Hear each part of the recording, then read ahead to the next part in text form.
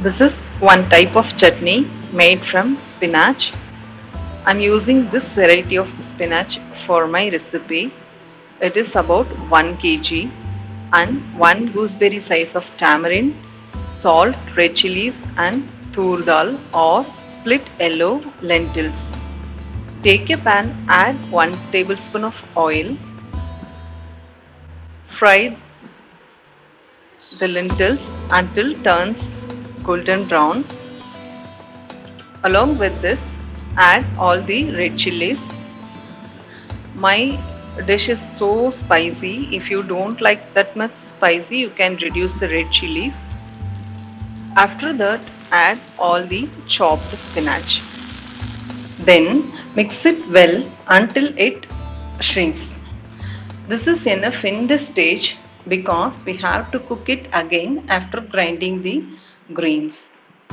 One small tip, whenever you are cooking the greens, add some lentils to the dish which will enhance the nutrient.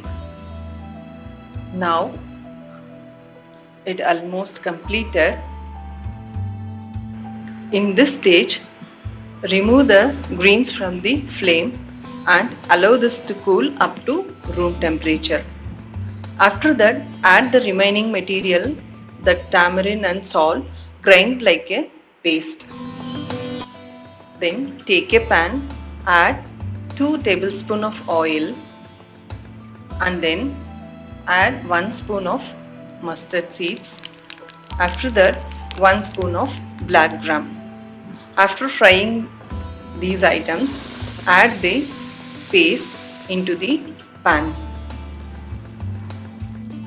and it will take 5 to 10 minutes to cook. This is one of the simple recipe.